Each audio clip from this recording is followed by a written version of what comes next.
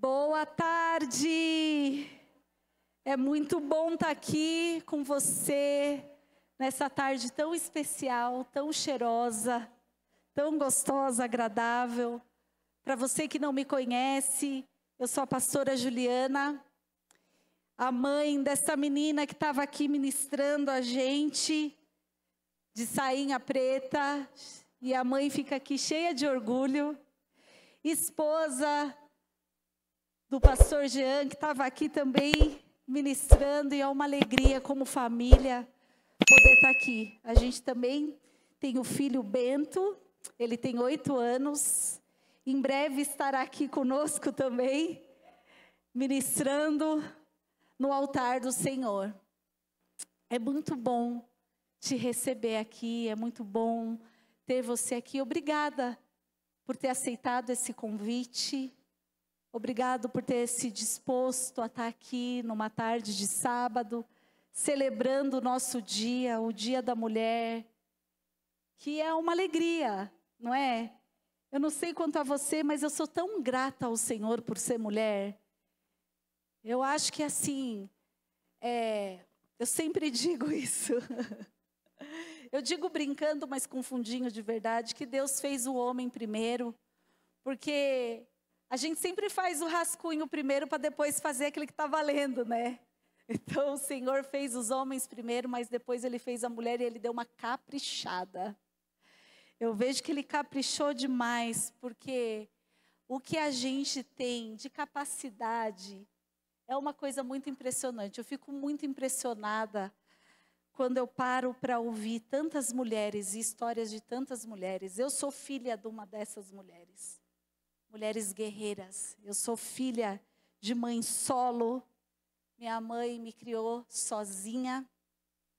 E eu cresci vendo uma mulher trocar resistência de chuveiro, trocar botijão de gás. Eu cresci vendo uma mulher suprindo tudo dentro de uma casa. Mas obviamente que eu também vi uma mulher que sentiu falta de um parceiro. De forma alguma, eu sou aquele tipo de mulher que acho que a gente tem as mesmas capacidades e habilidades dos homens. Não temos. Isso é ótimo e é maravilhoso. Tem uma coisa que eu não quero concorrer com isso. Se eu não consigo abrir um vidro de compota, tá tudo bem. Tem tantas outras coisas que eu consigo fazer e ele não. E é maravilhoso isso. Eu acho que a gente perde muito tempo tentando provar aquilo que a gente não é, enquanto a gente é tanta coisa. A gente é tanta coisa. É tão incrível a gente conseguir falar no celular, fazer um arroz e mexer um carrinho de bebê assim, ó. Não é? É tão incrível a capacidade que a gente tem de estar conversando aqui e de ter alguém conversando ali. E a gente tem a capacidade de ouvir aqui e ouvir lá também, né? A gente consegue fazer tanta coisa ao mesmo tempo. Essas habilidades que só a gente tem, essa sensibilidade que nós temos de perceber. Eu digo que parece que às vezes a gente tem muitos olhos na cabeça, porque a gente está vendo aqui, a gente está vendo aqui, a gente está vendo aqui, a gente está vendo até lá. Às vezes quando o filho faz careta, a gente fala, estou sabendo que você está fazendo cara feia para mim. Não é? Isso só a mulher consegue. Então a gente é muita coisa, a gente é muito abençoada. A gente, o Senhor quando fala que nos fez como auxiliadora idônea, é a mesma palavra que Ele usa para falar das características do Espírito Santo como auxílio. E o Espírito Santo é aquele que traz para nós uma sensibilidade, não é? Então nessa fusão de Deus Pai, Deus Filho e Deus Espírito Santo, nós estamos representadas ali naquela trindade como o Espírito Santo, aquele que auxilia. E isso é muito gratificante. É muito maravilhoso quando a gente entende isso. Isso dá uma paz. Que a gente não precisa provar nada, que a gente não está aqui para competir, para concorrer, mas que a gente está aqui para ser quem a gente é. Uma empreendedora maravilhoso, uma mãe maravilhoso, uma dona de casa maravilhoso. Maravilhoso. Então que possamos nos alegrar em sermos aquilo que o Senhor decidiu e escolheu que fôssemos mulher. Essa coisa linda, linda, cheirosa, maravilhosa. Amém? Glória a Deus. Olha assim para a mulher que está do seu lado e fala assim: você é linda demais. Diga assim para ela: é uma alegria ter você aqui. Diga assim: que bom que você veio, minha irmã. Ah, que delícia essa voz feminina. Olha que coisa boa. Bom demais isso. Meninas, eu tenho uma palavrinha para compartilhar com vocês nessa tarde muito breve, que a gente já vai tomar o nosso café gostoso, que eu estou bem ansiosa. E no meio do café vão ter uns prêmios que eu olhei para aquilo ali, eu fiquei, olha, e eu não pude dar meu nome. Meu númerozinho eu não peguei, que eu falei, vão achar que é chuncho, mas eu vou dizer uma coisa para vocês. Gente, tem tanta coisa ali, eu queria uma par de coisa que está ali. Mas tudo bem. Um dia eu vou estar sentada aí, eu pego o numerinho. Olha, tem uma passagem, um livro e uma história de uma mulher que é uma inspiração para a gente.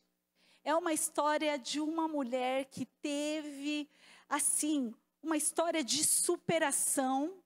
Uma mulher que poderia se ancorar numa história bem trágica, mas ela conseguiu superar essa história e se tornar uma mulher com um desígnio incrível, incrível. Ai, Rô, obrigada. Obrigada, não tem problema. Ai, gente, eu vou tomar, sabe? Vocês acham que não, mas a gente fica nervoso aqui, vocês não fazem ideia. Algumas até fazem. E aí vai secando tudo que parece que eu comi uma banana verde, sabe? Vai grudando assim, eu preciso de água.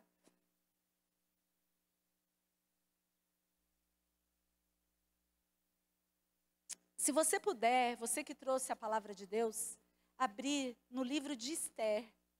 E hoje nós vamos falar um pouco sobre essa mulher que se tornou rainha. E na história de Esther, é uma história que está no Antigo Testamento, tem 10 capítulos o livro de Esther. Se a gente pudesse, tivesse tempo, eu de verdade queria ler os 10 capítulos, porque é incrível a história. Eu não vou poder, senão a gente vai ficar aqui muito tempo, mas eu quero muito te encorajar. Às vezes você fala assim: ai, pastora, eu vou ler a Bíblia, eu não entendo nada. Eu vou ler a Bíblia, mas ela é tão complicada. E eu vou te explicar algumas coisas. Primeiro, que a Bíblia é um livro com um monte de livro dentro. E às vezes a gente tem a dinâmica de abrir a Bíblia de maneira aleatória e começar a ler. E é o mesmo que pegar um livro e começar a ler do meio. Não vai fazer muito sentido. Então, quando você for ler a Bíblia, escolha um livro e comece a ler a partir do capítulo 1. Porque aí você vai entender o contexto da história e vai fazer muito mais sentido. Então, eu quero estimular você, durante essa semana, você vai ver como você vai ter uma compreensão diferente. Se você, por exemplo, pegar o livro de Esther e começar a lê-lo a partir do capítulo 1. É fascinante. Você não vai conseguir parar até terminar de ler, porque é uma história muito incrível. Hoje a gente vai dar uma pincelada nela, mas eu quero te incentivar, porque tem tantos detalhes que a gente não vai poder se deter aqui, que eu quero muito que você se aprofunde nessa história, porque ela vai te inspirar demais. E nós vamos dar um foco nessa história em 3 mulheres. Tem 3 mulheres centrais nesses 10 capítulos aqui da vida dessa mulher. Eu vou ler o capítulo 2 todo, mas antes eu vou dar o contexto para vocês a partir do capítulo 1. No capítulo 1 desse livro, começa falando de uma das personagens das quais a gente vai estar falando aqui hoje, que é a rainha Vasti. Então, no versículo 1 do capítulo 1, diz assim: foi no tempo de Xerxes que reinou sobre 127 províncias, desde a Índia até a Etiópia. Então, está dizendo que o rei Xerxes, ele reinava em 7 províncias. Naquela época, o rei Xerxes reinava em seu trono na cidade de Suzã. E no 3º ano de seu reinado, deu um banquete a todos os seus nobres oficiais. Estavam presentes os líderes militares da Pérsia e da Média e os principais nobres da província. Então, o rei ali deu uma grande festa, era um rei poderoso da época, chamou as pessoas mais poderosas que tinham ali. E aconteceu que, no versículo 11 do capítulo 1, vai estar registrado algo muito interessante, que diz assim, no versículo 11: trouxeram à sua presença a rainha Vasti, usando a coroa real. Ele queria, a partir do versículo 10. No 7º dia da festa, quando o rei Xerxes já estava alegre por causa do vinho, ordenou aos 7 oficiais que o serviam, Neumã, Bitsa, olha aí quem está grávida, vários nomes, Harbona, Bigdá, Abda, Zetar e Carcas. Jesus, não faça isso, tá? Que trouxeram à sua presença a rainha Vasti. Então, esses homens chegaram até a presença da rainha Vasti, usando a coroa real. Ele queria mostrar aos seus súditos e aos nobres a beleza dela. Porém, os oficiais transmitiram a ordem do rei à rainha Vasti. Mas esta se recusou a ir e o rei ficou furioso e indignado. Então, esse rei chama as maiores autoridades, ele está ali dando uma festa. Dado o momento da festa, o rei diz assim: olha, vai chamar Vasti, porque ela é linda, ela é maravilhosa, e eu quero que todos vejam a mulher que eu tenho. Ele queria que a rainha, de alguma forma, desfilasse. E a rainha se recusou, disse: não quero, não vou, não estou afim. E Vasti não foi. Esse rei, então, indignado, continuando a história, que é bem legal, ele manda chamar os sábios, os conselheiros, e fala: olha, o que aconteceu aqui? Eu preciso que vocês me ajudem a tomar uma decisão com essa rainha, porque essa rainha simplesmente se recusou. E foi muito interessante, porque esses sábios, conversando com o rei, disse assim: olha só, se o senhor rei não fizer nada a respeito disso, todas as mulheres das quais estão debaixo do teu reinado vão começar a questionar a autoridade dos seus maridos. Isso não será um bom exemplo. E o rei acatou essa direção, concordou, falou: é verdade.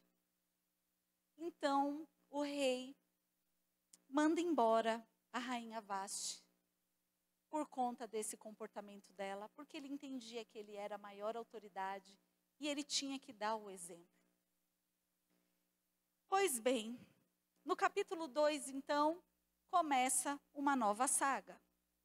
Algum tempo depois, lendo o capítulo 2, versículo 1, Quando cessou a indignação do rei Xerxes, ele se lembrou de Vaste, do que havia feito, do que ele tinha decretado contra ela.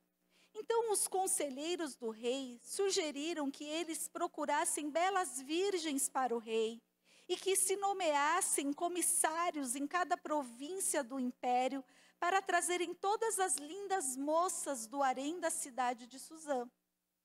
Elas estariam sob os cuidados de Ejai, oficial responsável pelo harém, e deveriam receber tratamento de beleza.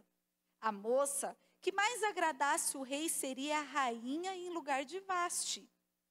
Esse conselho agradou o rei e ele pôs em execução. Nesse tempo vivia na cidade de Suzã um judeu chamado Mardoqueu, da tribo de Benjamim, filho de Jair, neto de Simei e bisneto de Quis. Ele fora levado de Jerusalém para o exílio por Nabucodonosor, rei da Babilônia, entre os quais foram levados prisioneiros com Joaquim, o rei de Judá. Mordequeu tinha uma prima, preste atenção. Então aqui está falando, contando a história de um homem, a descendência de um homem, porque o rei falou assim: vamos em busca dessas moças, e eu quero que todas venham, sejam bem tratadas. Então, de repente, no meio dessa história, aparece esse homem, Mordoqueu, judeu, que estava ali vivendo em Suzã. E continuando aqui, então,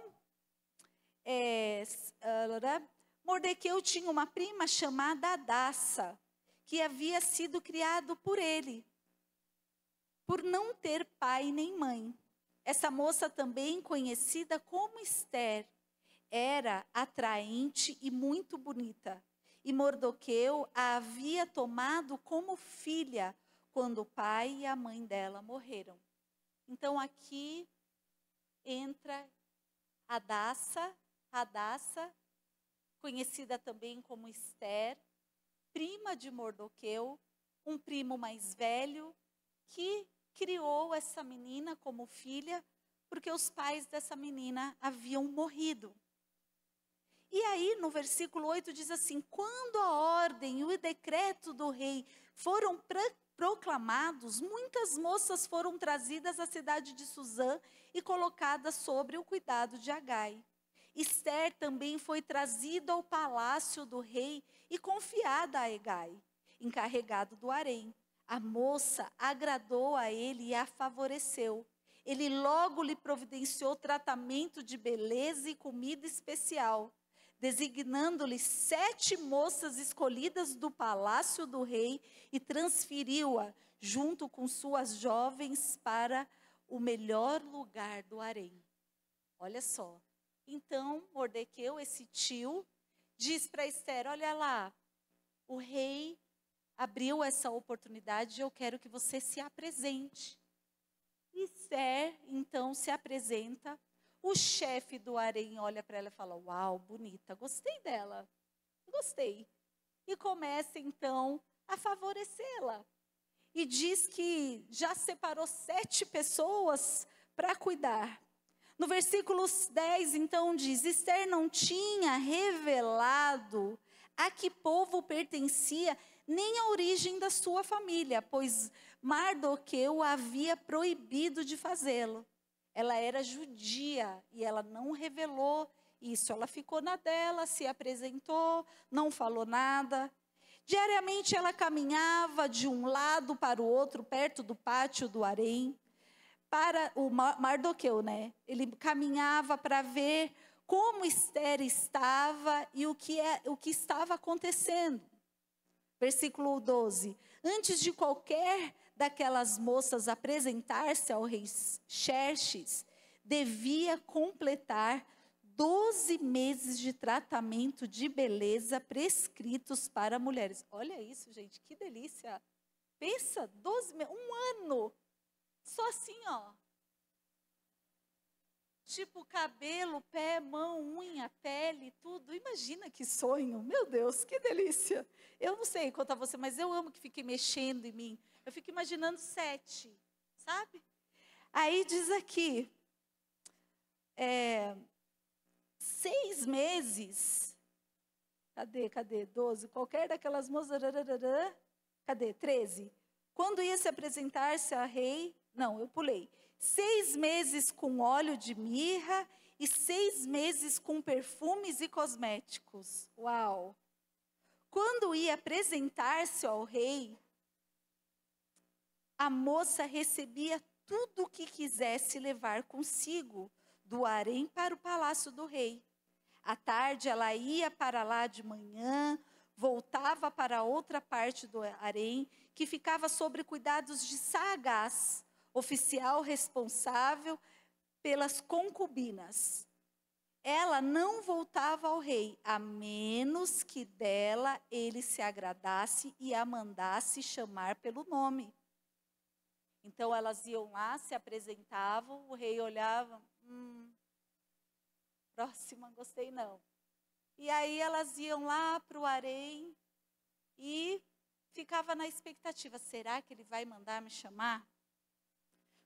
Versículo 15, quando chegou a vez de Ester, a filha de Abiail, tio Mardoqueu, que tinha adotado como filho, ela não pediu nada além daquilo que Hegai, oficial responsável pelo harém, sugeriu. Guarda isso, a gente vai falar disso depois. Então, olha, eles disseram assim, você pode levar o que você quiser aqui do harém lá para o palácio do rei. Ester chega, para quem é experimentado, para esse homem que estava acostumado, Hegai, e diz assim, olha, eu aceito a tua sugestão, o que você acha que eu devo levar? E ela leva, então, aquilo que ele sugere. Ester causava boa impressão a todos os que a viam. Ela foi levada ao rei Xerxes, à residência real, no 10º mês. Olha isso, passaram 10 meses. O mês de Tebete, no 7º ano do seu reinado. O rei gostou demais de Ester do que qualquer outra mulher. Ela foi favorecida por ele e ganhou sua aprovação mais do que qualquer outras virgens. Então ele lhe colocou uma coroa real e a tornou rainha em lugar de Vaste. O rei deu um grande banquete, o banquete de Ester, para todos os seus nobres oficiais, proclamando o feriado em todas as províncias e distribuiu presente por toda a sua generosidade real. Uau, pensa só, uma órfã, uma menina judia, que chega numa cidade exilada por perseguição, criada por um primo, por um homem, e se submete a um processo, e de repente, essa menina se torna rainha de um reinado que na época era o mais poderoso. Uau! Pensa nessa história, que coisa linda, que coisa linda.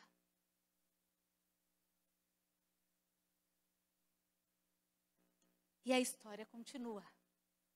Paramos no capítulo 2, tem 10 capítulos. O que acontece após isso?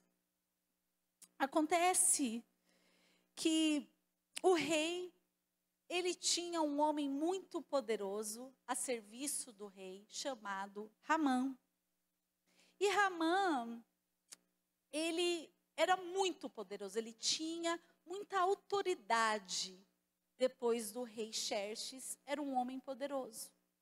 E esse homem, quando ele passava, quando ele andava pelas províncias de Suzã, as pessoas se prostravam quando Ramã passava. E de repente Ramã percebe que Mardoquei, é que tem esses dois nomes, depende da versão. E eu gravei Mordecai na minha cabeça, mas aqui nessa versão é Mardoquei. Ele se recusa a prostrar. E as pessoas observam isso e vão falar para Hamã. Então, no decorrer aqui da palavra, dizem isso e ele fala, ah, é?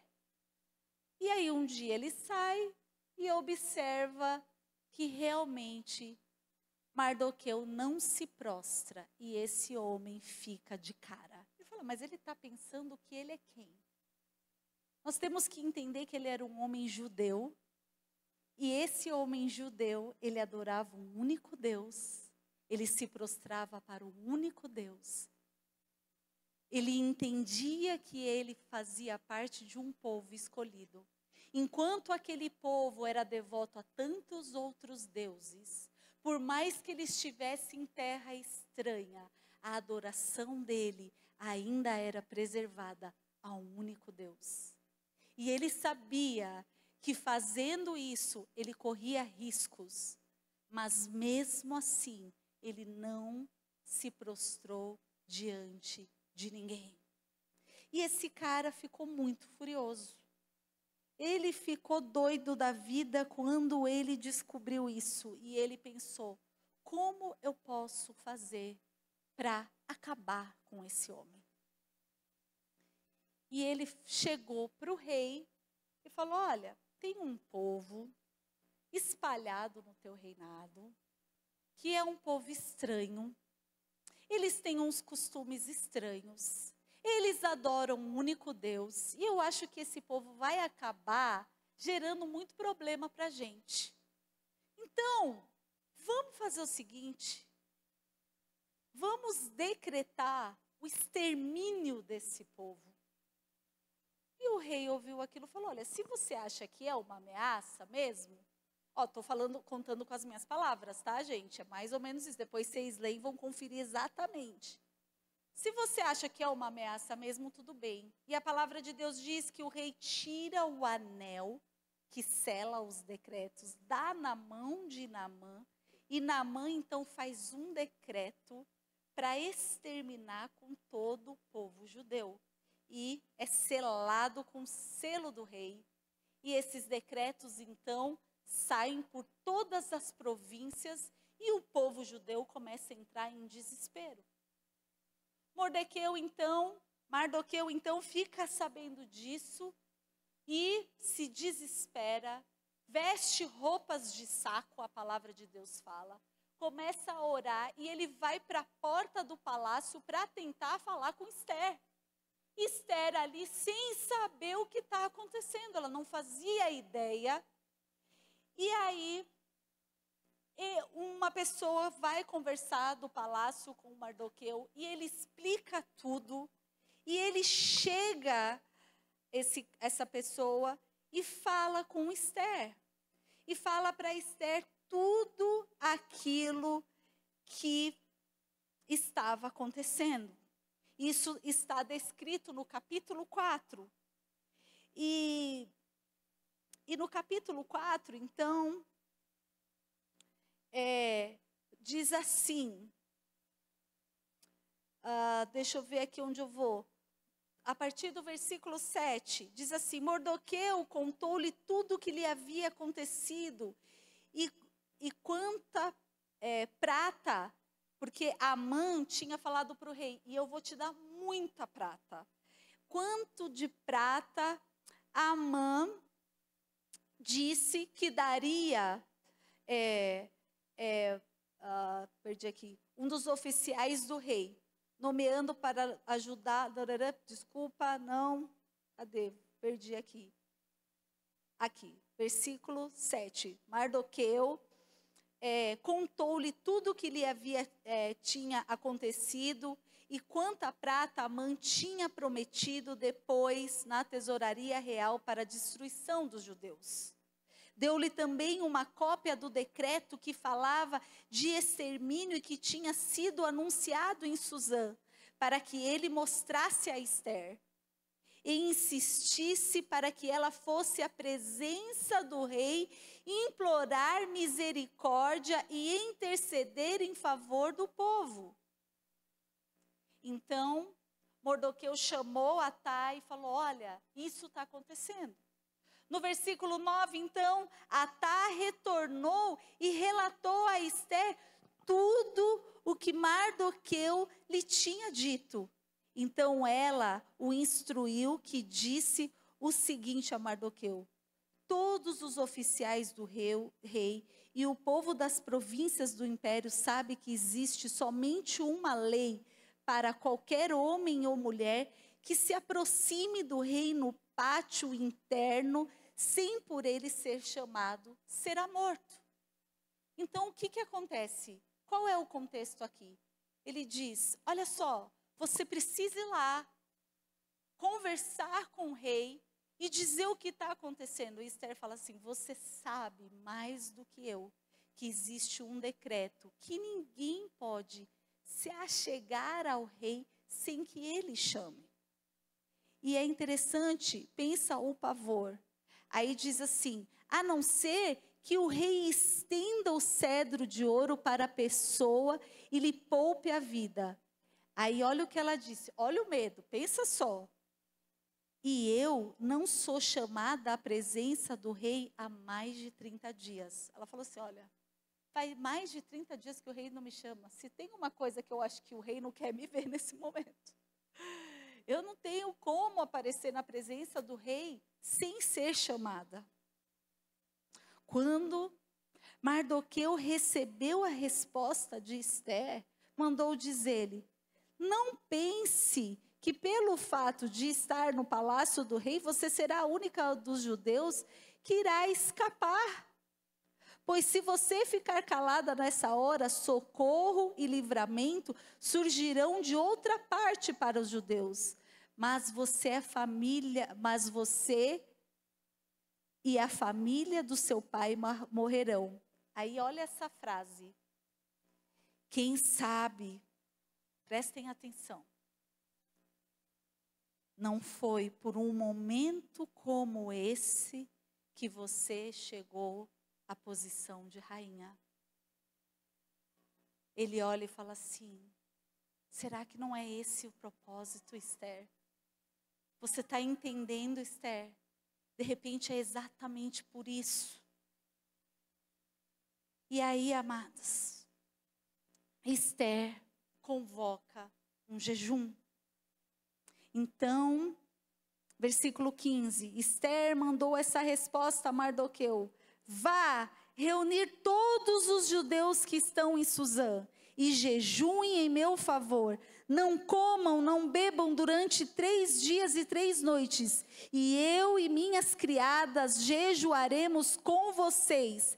Depois disso, irei ao rei. E ainda que seja contra a lei, se eu tiver que morrer, morrerei.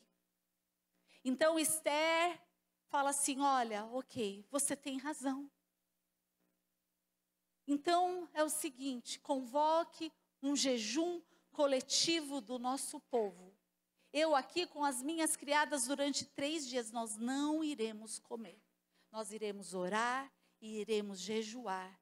E depois disso, eu estarei na presença do rei.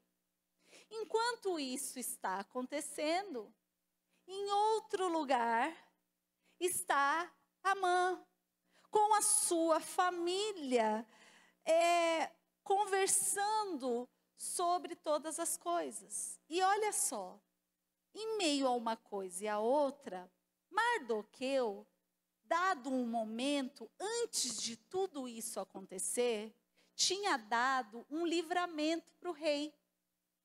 E o rei, um dia com insônia, o Senhor, o Espírito Santo, preste atenção, continua a narração e fala que um dia ele não conseguia dormir e ele começou a ler os livros e os relatos.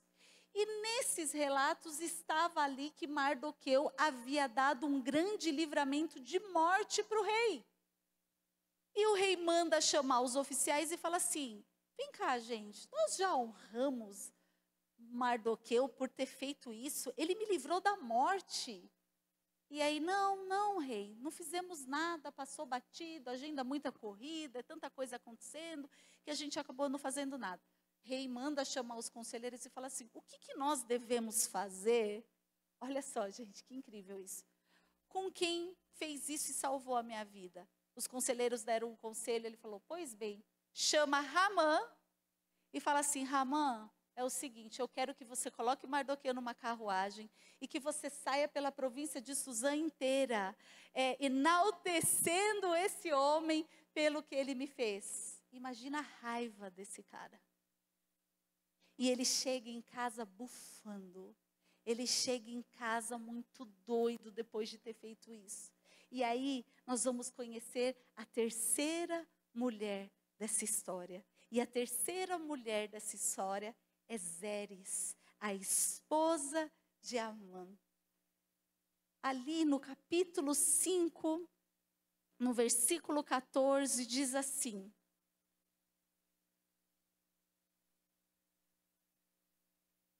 Estou fazendo um quebra-cabeça aqui, para contar rápido essa história de 10 capítulos.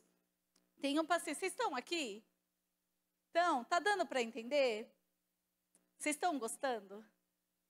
Ixi, foi um sim muito. Vamos lá, vocês vão gostar no fim, se Deus quiser.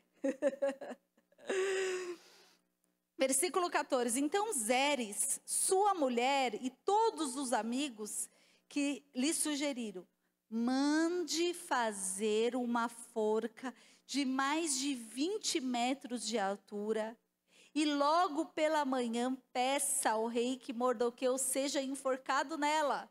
Assim você poderá acompanhar o rei ao jantar e alegrar-se. A sugestão agradou Ramã e ele mandou fazer a forca.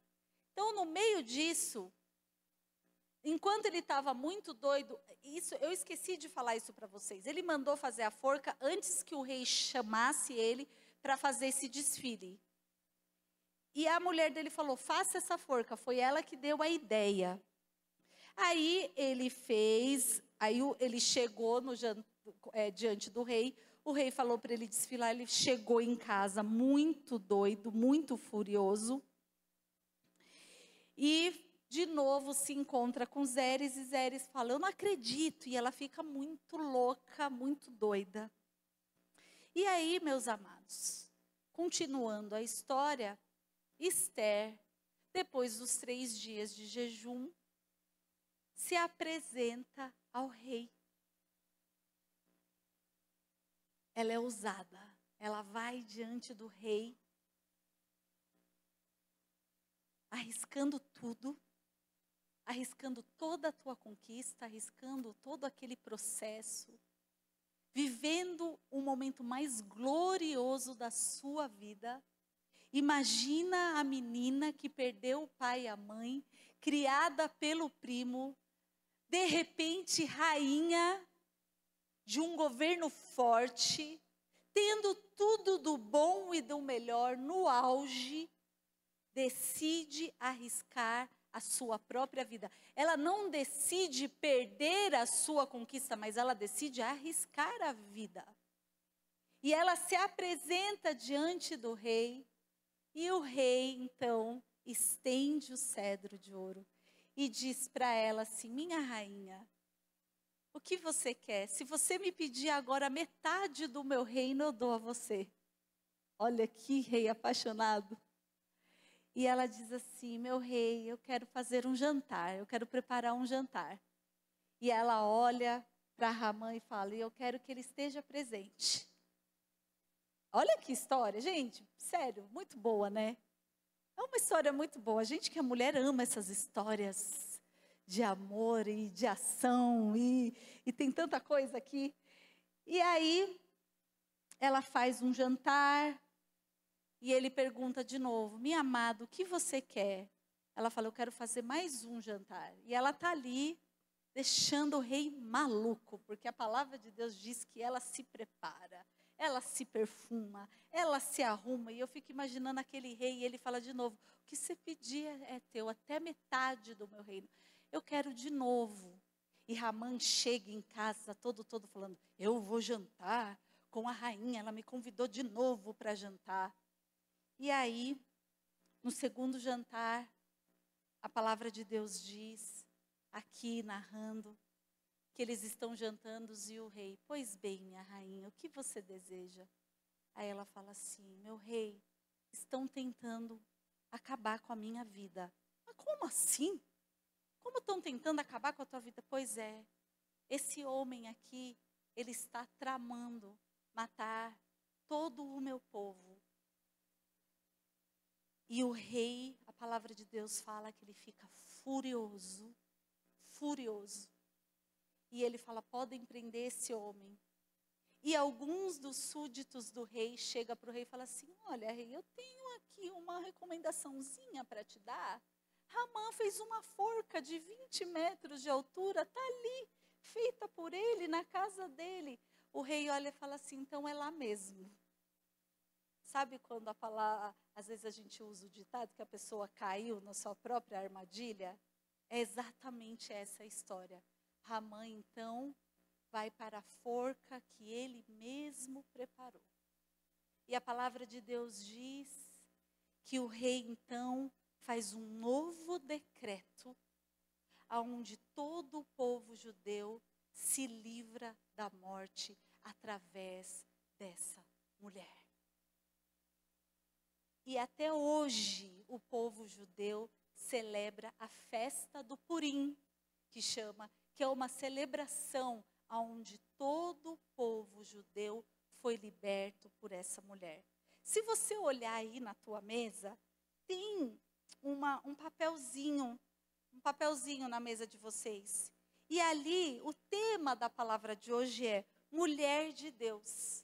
E tem as características dessa mulher tirada, extraída dessa história incrível que foi Esther.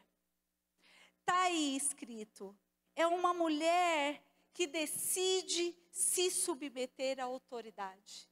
Uma mulher de Deus como Esther, a autoridade dela ali, o seu primo, ele deu a direção para ela e essa mulher acatou. Segunda característica de uma mulher de Deus, é uma mulher que aceita o processo. Aceita o processo. Amadas, não tem como nós entrarmos num caminhar onde o Senhor quer estabelecer a vontade dEle. Assim como Deus pôde usar essa mulher de uma maneira tão tremenda, livrando milhares de pessoas da morte. Nós precisamos entender como ela pode nos inspirar. Temos 3 mulheres aqui, 2 das quais a gente aprende como não fazer e uma como a gente pode aprender o que fazer. Olha, uma outra característica de uma mulher de Deus, seu chamado é maior que suas conquistas. Quando a mulher entende que ela tem um desígnio do Senhor, quando ela entende que ela tem um chamado em Deus, ela consegue colocar em jogo, em risco as suas conquistas. As suas conquistas se tornam menores do que o chamado que ela tem em Deus. Ela fala, não tem problema. Se é o que o Senhor quer, assim eu farei. Uma mulher de Deus é uma mulher que tem como característica uma vida piedosa. O que significa uma vida piedosa? Uma vida de oração, leitura da palavra e jejum. Essa faz parte das características de uma mulher de Deus. E uma mulher de Deus, ela é ousada.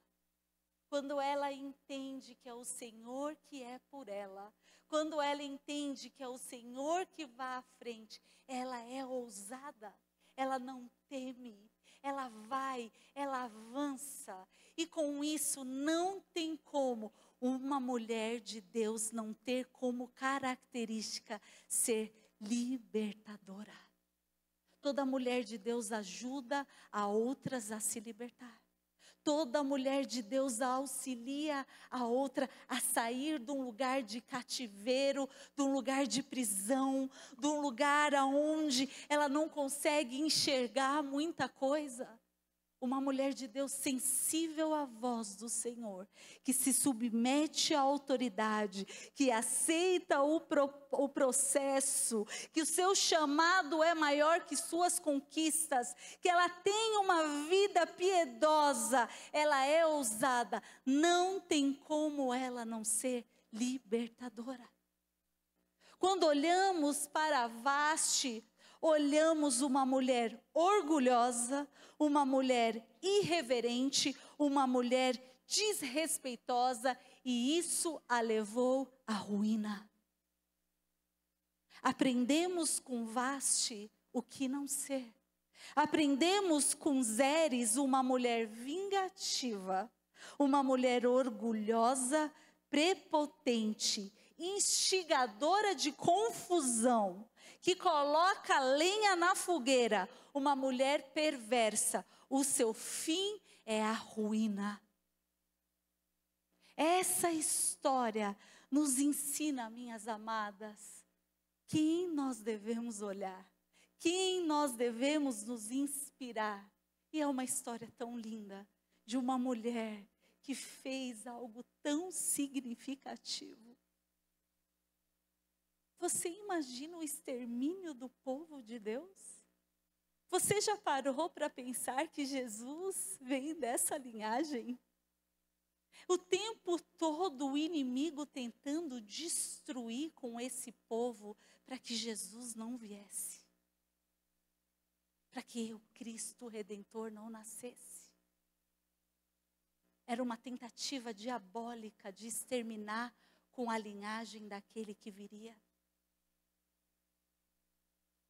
Mas uma mulher ousada, temente, uma mulher sensível, uma mulher obediente, uma mulher que entende o seu propósito e chamado, ela é capaz de se tornar a maior libertadora da história do povo de Deus. E o Senhor, nessa tarde, nos chama a sermos totalmente inspiradas por essa característica. Porque essas características das quais a gente aprende com Esther, minhas amadas, se nós trouxermos para nós, se nós aplicarmos hoje, uau, que incrível vai ser essa história que o Senhor pode escrever através da tua vida, através de você.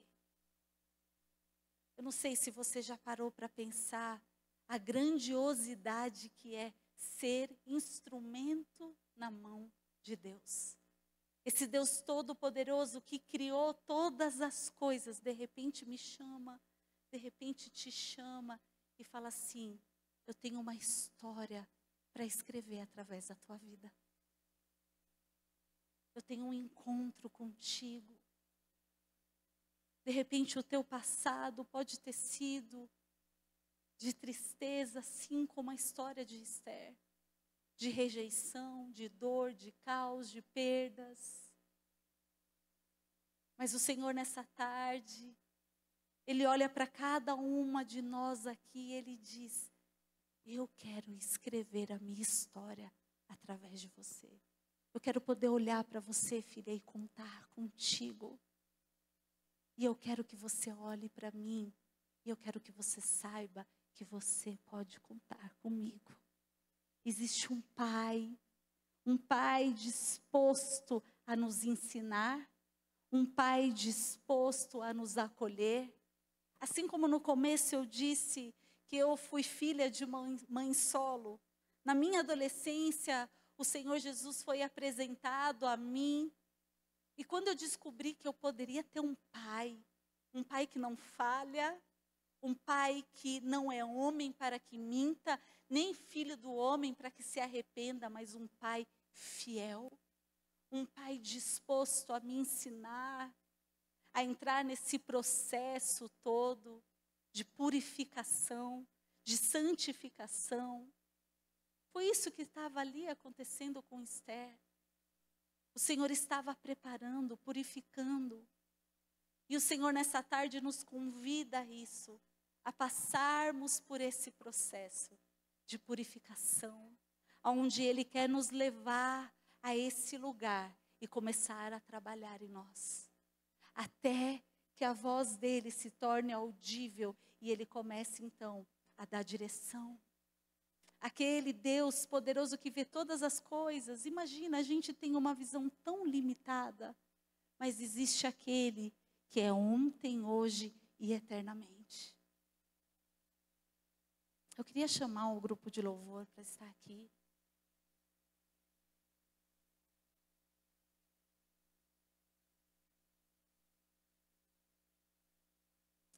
Eu fico pensando nessa história. E sabe, amadas, essa palavra aqui, ela é recheada de histórias assim. Ela é recheada de histórias de que quando Deus entra numa história, Ele faz uma revolução.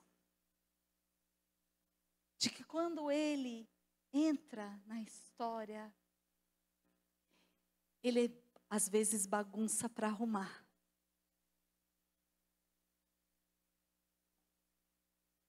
E tudo que o Senhor quer é que a gente possa abrir o nosso coração e aceitá-lo, e desejá-lo, e dizer: Senhor, eu preciso do Senhor.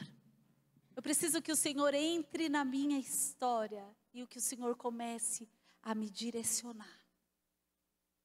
Essa é a proposta do Evangelho de Jesus. Mais do que te oferecer um café gostoso, eu posso te dizer que o maior prêmio que eu possa te oferecer nessa tarde é o Senhor Jesus.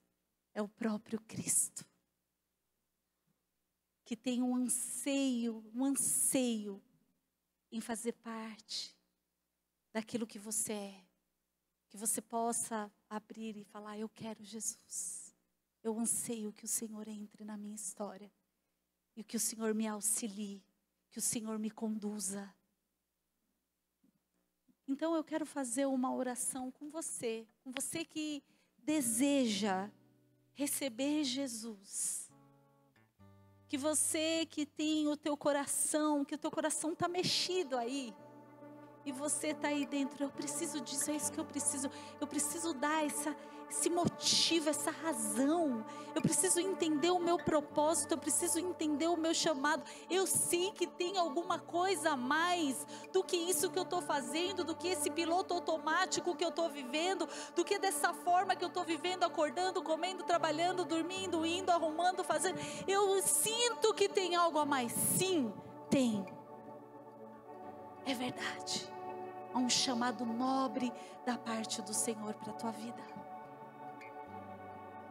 E se você deseja fazer essa oração, dizendo: sim, Jesus, eu quero convidar você aonde você está, para você se colocar de pé, para nós orarmos juntas.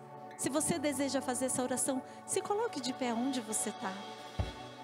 Vai ser rápido, mas eu não posso deixar de te conduzir. Eu vou conduzir você a essa oração. Oh, minhas lindas, que alegria. Que alegria.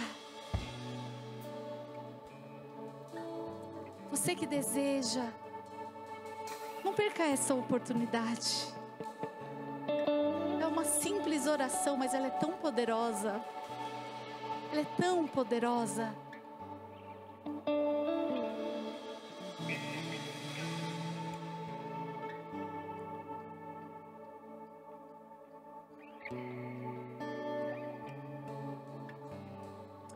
Põe a mão no teu coração, você que está de pé.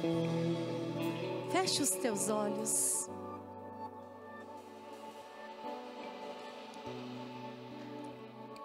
Repita assim comigo: Senhor Jesus, nessa tarde, eu abro o meu coração para que o Senhor entre Eu quero, Jesus, dizer que o Senhor é bem-vindo na minha vida. Eu não quero mais andar sozinha. Eu preciso do Senhor. Jesus, perdoa os meus pecados. Me lava com o teu sangue e me ajuda para que eu possa trilhar o teu caminho. Nessa tarde, eu confesso o Senhor como Senhor da minha vida. E eu te peço, se revela a mim.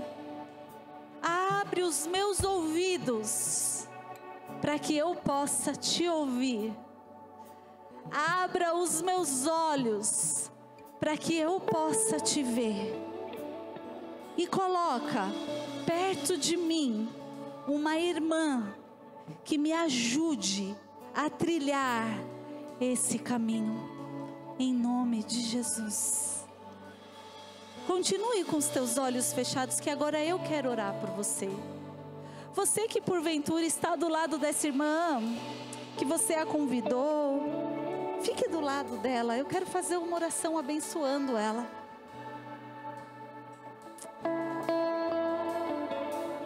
Que ela receba aí o teu carinho, o teu aconchego. Eu quero orar por você, Senhor. Eu quero orar por essas irmãs que estão aqui de pé. Abençoa-as, Deus. Derrama, Senhor, da tua direção, das tuas bênçãos. Guarda-as, Pai.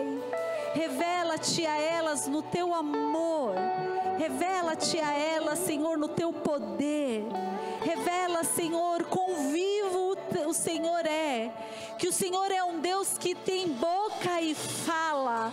Que o Senhor é um Deus que tem olhos e vê. Que o Senhor é um Deus que tem mãos e toca. Assim, Pai, Tu és o Deus de Esther. E nessa tarde confessamos o Senhor como o nosso Senhor.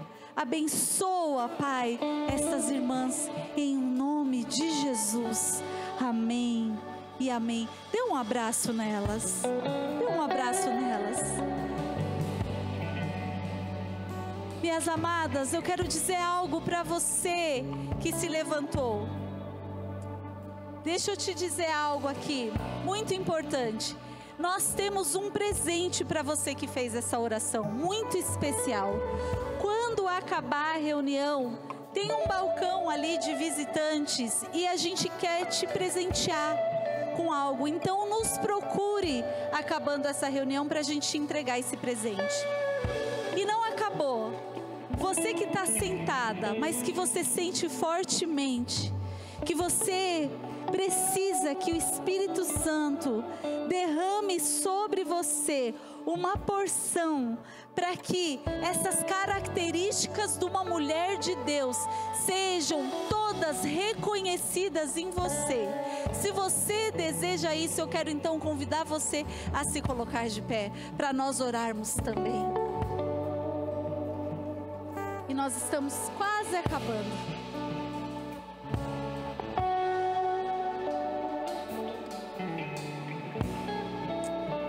Deus, olha só, Senhor, as tuas filhas aqui. Olha só, meu Deus, quanta mulher sedenta, quanta mulher cheia de fome e sede do Senhor. Minhas amadas, feche os seus olhos, vamos orar. Senhor, essas mulheres estão aqui, Pai, desejosas em crescer, em amadurecer no relacionamento contigo. Elas desejam, Senhor, alcançar essas características, Senhor, das quais nós encontramos na vida de Esther. Ajuda, Senhor, essas mulheres a serem submissas às autoridades. Ajuda, Senhor, a todas nós a aceitarmos os processos, Pai.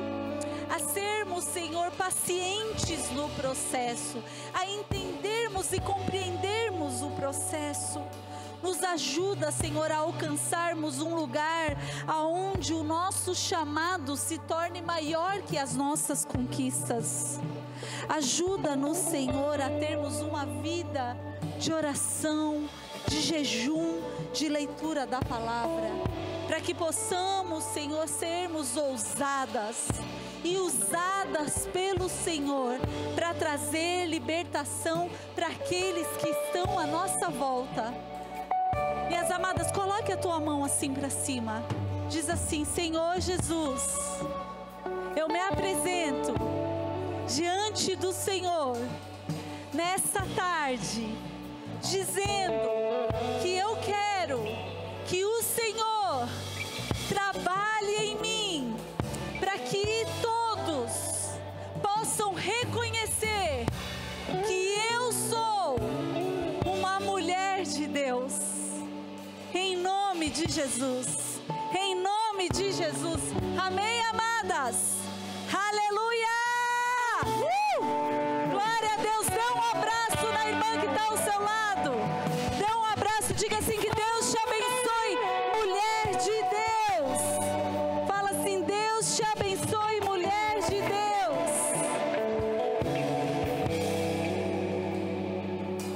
Aleluia. Vamos louvar ao Senhor com essa última canção, então. Amém. Do poço estava eu,